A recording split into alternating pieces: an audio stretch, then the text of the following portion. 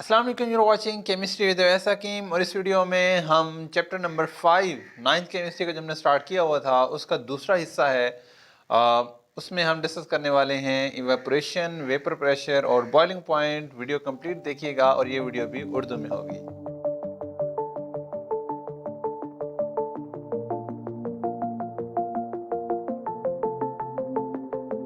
माए previous video में हमने गैस को डिस्कस किया था। माए क्या होता है? माए मादा की दूसरी हालत है और ये ऐसी हालत है जिसमें मादा के जो मॉलिक्यूल्स होते हैं, मैटर के जो मॉलिक्यूल्स होते हैं, वो गैसेस के मुकाबले में थोड़ा करीब करीब होते हैं। जब मॉलिक्यूल थोड़ा सा करीब करीब होंगे तो उनमें इंटरमॉलिक्यूलर फोर्सेस थोड़ी बहुत स्ट्रॉन्ग होंगी। इंटरमॉलिक्यूलर फोर्सेस स्ट्रॉन्ग होंगी तो उनका एक स्पेसिफिक वॉल्यूम होगा, शेप स्पेसिफिक नहीं होगी, वॉल्यूम स्पेसिफिक होगा। तो माए मादा की ऐसी हालत है जिसमें मॉलिक्यूल इतने करीब आ जाते हैं कि उनका वॉल्यूम स्पेसिफिक हो जाता है। जिस चीज में भी रखेंगे वॉल्यूम उतना ही रहेगा, लेकिन शेप स्पेसिफिक नहीं होती क्योंकि मॉलिक्यूल्स परफेक्टली अलाइन या अरेंज नहीं होते। अभी भी वो मूव कर सकते हैं और वो लीनियर मोशन शो कर सकते होते हैं। गैसेस हर तरह की मोशन शो करते हैं, माए जो है वो सिर्फ लीनियर मोशन शो करते हैं, और जो ठोस होता है यानी सॉलिड वो सिर्फ वाइब्रेटरी मोशन शो करता है। तो आज हम पहली प्रॉपर्टी माए की डिस्कस करने वाले हैं जो कि कहलाती है इवेपोरेशन। अगर हम इवेपोरेशन को डिफाइन करें तो ये एक अमल है, ये एक अमल है। इस अमल में होता क्या है? इस अमल में गैस जो है माए जो है, माए वो गैस में तब्दील हो जाता है। माए किस में तब्दील हो जाता है? गैस में। अब ऐसा अमल जिसमें माए किस में तब्दील हो जाए? गैस में तब्दील हो जाए, इसको बोलते हैं इवेपोरेशन। ये अमल आपने देखा हुआ है। कहाँ देखा है? जब भी हम किसी भी माए को, फॉर एग्जांपल पानी को गर्म करते हैं तो वो बुखारात में तब्दील हो जाता है। वो पानी माए हालत से किस में चला गया? गैस हालत में चला गया। इसको बोलते हैं इवेपोरेशन। वेपर्स का बनना। इवेपोरेशन क्या होता है? वेपर्स का बनना। वेपर्स को वे बोलते हैं बुखारात। ये बुखारात बनने का अमल है। बुखारात का बनना क्या कहलाता है? इवेपोरेशन। अब बुखारात कब बनते हैं? जब माए से कोई चीज़ गैस में कन्वर्ट होती है।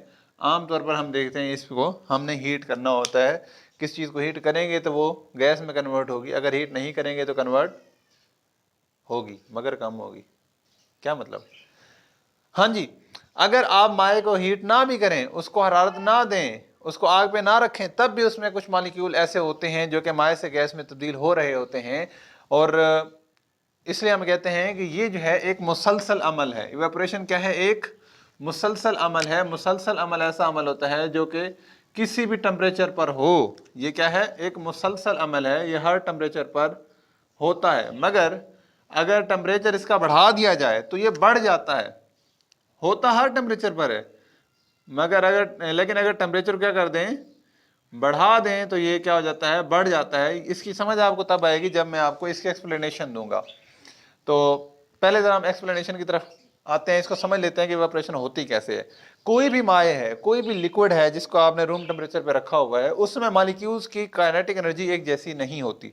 काइनेटिक एनर्जी क्या होती है? काइनेटिक एनर्जी किसी भी मॉलिक्यूल की वो एनर्जी है जो उसमें हरकत की वजह से हो। जिस वजह से, हरकत की वजह से जो भी एनर्जी होती है उसको बोलते हैं काइनेटिक एनर्जी। मैंने यहाँ पर 3 तरह के मॉलिक्यूल डिजाइन करके दिखाए हैं। ये मैंने एक लिक्विड लिया हुआ है।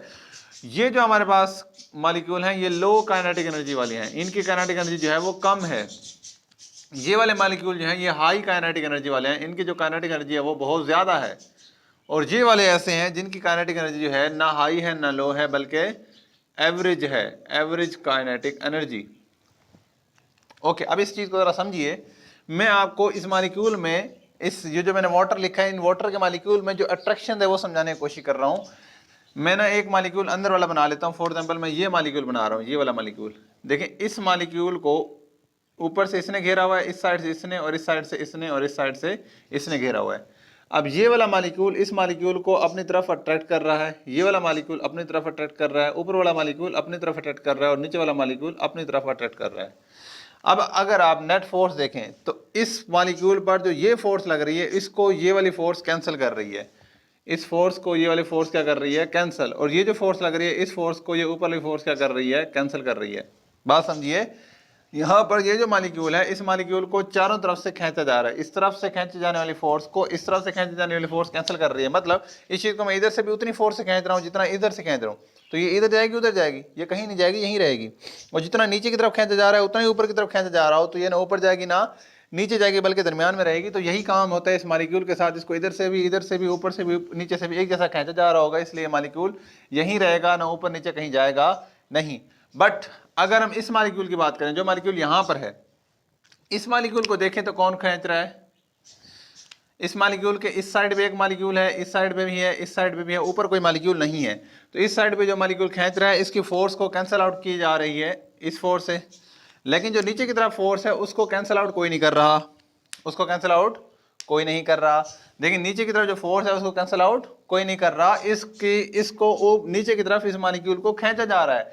लेकिन फिर भी इस मालिक्यूल की काइनेटिक एनर्जी इतनी ज्यादा होती है कि ये मालिक्यूल इस फोर्स को कैंसिल आउट करके इस सरफेस से निकल जाता है, लिक्विड फॉर्म से गैस फॉर्म में तब्दील हो जाता है। इसको बोलते हैं इवेपोरेशन।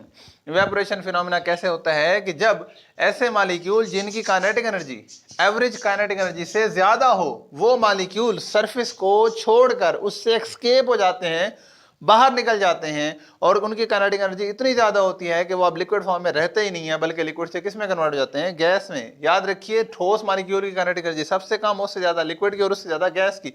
एक लिक्विड की काइनेटिक एनर्जी अगर इतनी बढ़ जाए कि वो सरफेस को छोड़कर निकल जाए तो वो खुद गैस बन जाता है, क्योंकि उसकी काइनेटिक एनर्जी बढ़कर गैस की काइनेटिक एनर्जी बढ़ जाती है, बन जाती है।